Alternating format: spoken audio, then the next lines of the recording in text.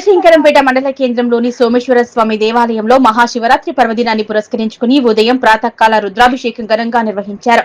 స్వామివారికి వివిధ రకాల పంచామృతాలతో ఘనంగా అభిషేకం చేశారు.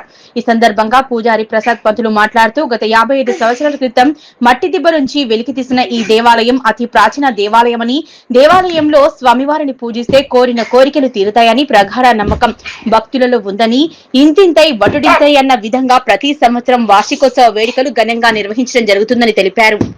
55 సంవత్సరాల నుంచి ప్రతి సంవత్సరం సర్పంచ్ పదవిలో ఎవరు ఉంటే వారి ఆధ్వర్యంలో 4 రోజుల పాటు ఉత్సవ వేడుకలు నిర్వహించడం జరుగుతుందన్నారు. ఈ కార్యక్రమంలో మాజీ సర్పంచ్, కాంగ్రెస్ పార్టీ నాయకులు రాజిరెడ్డి, చిరంజీవి, రాచర్ల నరేందర్, రాధాకృష్ణ, యాచం వెంకన్న, వెంకట్ గౌడ్, నాగరాజు, శాంతారాం తదితరులు పాల్గొన్నారు. ఓం నమః శివాయ. చండికాంబ సమేత సోమేశ్వర స్వామివారి యొక్క దేవస్థానము చినశంకరంపేట గ్రామము, మండలము, జిల్లా మెదక్ నందు మహాశివరాత్రి బ్రహ్మోత్సవాలను పురస్కరించుకొని స్వామివారికి 4 రోజుల పర్యంతము కూడా ఈ యొక్క బ్రహ్మోత్సవాలు నిర్వహిస్తూ ఉన్నాము. కాకతీయుల నాటి యొక్క ఈ దేవాలయము దాదాపుగా 1200 సంవత్సరాల క్రితం నుండి ఈ యొక్క ఊహాగానాలతో ఉన్నది. అయితే మనకు పెద్దలు 55 సంవత్సరాల క్రితము ఈ మట్టి దుబ్బ ఉన్నటువంటి ఈ దేవాలయాన్ని త్రవ్వి ఈ యొక్క దేవాలయంలో అర్చనలు, అభిషేకాలు నిర్వహించడం జరుగుతూ ఉన్నది.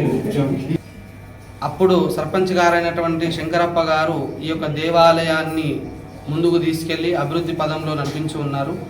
అప్పటి నుండి కూడా ప్రతి సంవత్సరము మహాశివరాత్రి పురస్కరించుకొని 4 రోజుల కార్యక్రమంగా బ్రహ్మోత్సవాలు నిర్వహింపబడుతున్నది. ఈ గ్రామంలో ఎవరైతే సర్పంచ్గా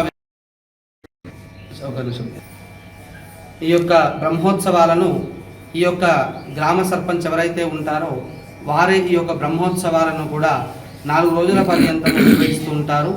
ఈ యొక్క కార్యక్రమం 4 రోజుల పర్యంతము కూడా స్వామివారికి నిత్య అభిషేకాలు, హోమాలు, అగ్నిగుండాలు, సామూహిక కార్యక్రమాలు, సాంస్కృతిక కార్యక్రమాలు, గ్రామదేవత అయినటువంటి పోచమ్మ తల్లికి బోనాల ఊరేగింపు, స్వామివారి కళ్యాణము, రథోత్సవ కార్యక్రమము నిర్వహింపబడుతున్నవి. ఈ కార్యక్రమానికి భక్తులందరూ కూడా అధిక సంఖ్యలో పాల్గొని ఆ యొక్క స్వామివారి యొక్క అనుగ్రహం చేత సుభిక్షముగా ఉంటూ ఉన్నారు. అదే నమ్మకముతోని స్వామివారిని ప్రతి నిత్యము కూడా దర్శించుకుంటూ స్వామివారి యొక్క అనుగ్రహానికి ప్రతి ఒక్కరూ పాత్రులవుతున్నారు.